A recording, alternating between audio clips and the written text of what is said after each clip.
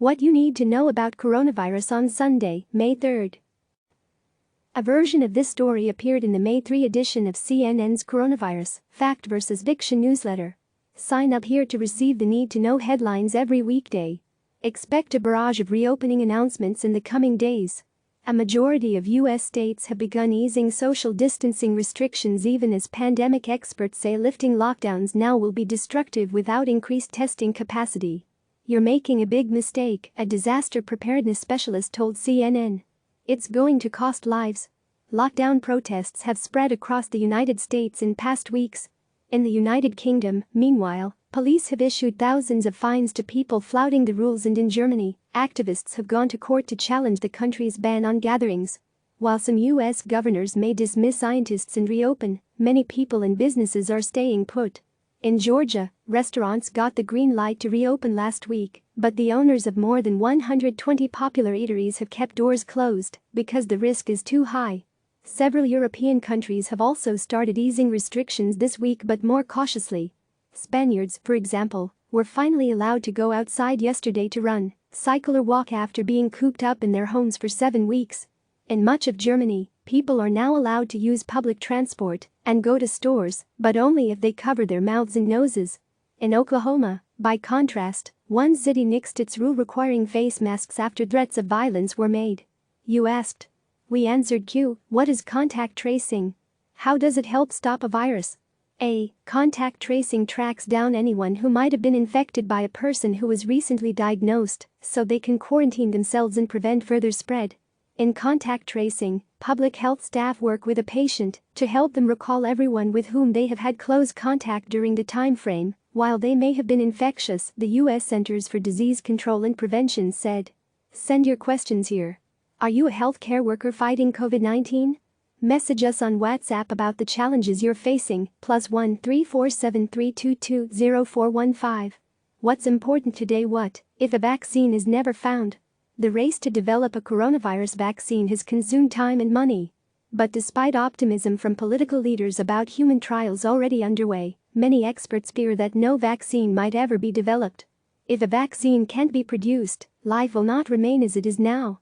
But it might not return to normality quickly, Rob Bichetta writes. As countries start to creep out of paralysis, health experts would push governments to implement new standards of living that could buy the world the months, years or decades needed until a vaccine can wipe out COVID-19.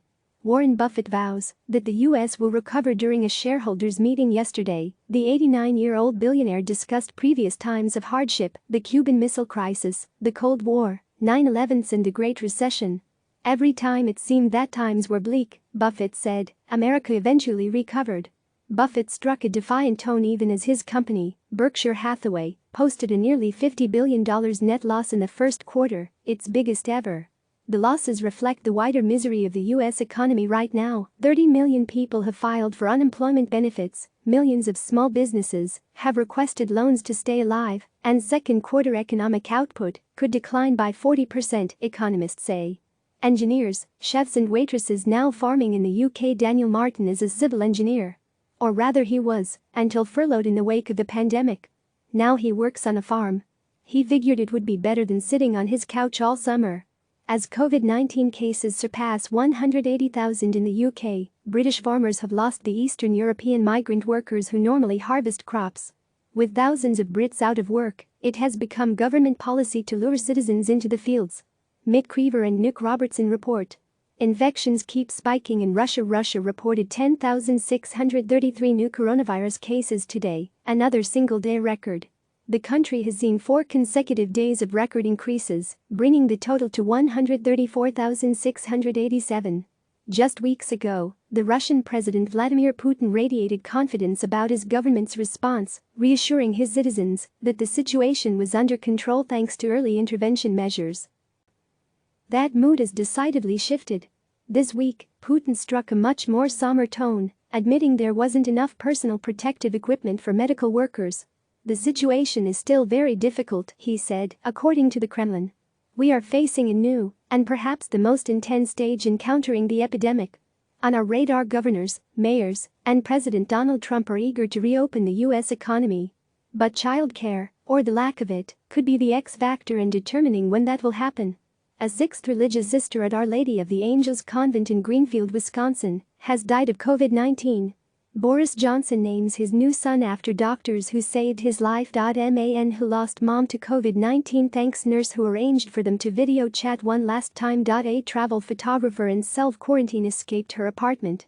You can do it. Too. Climate activist Greta Thunberg is donating prize money she won to help fight the coronavirus pandemic. The Dalai Lama has called for a coordinated global response to fight the pandemic. Top tip: with much of the globe now under lockdown, we have never been so tethered to our screens, for work, to connect with friends, or to distract ourselves.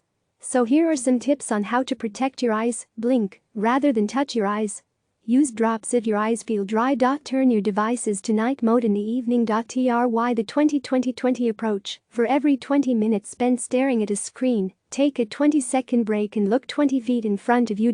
Place your computer screen in line with your eyes and about 18 to 30 inches from where you're sitting, and tilt it back slightly. Click subscribe to receive the latest news.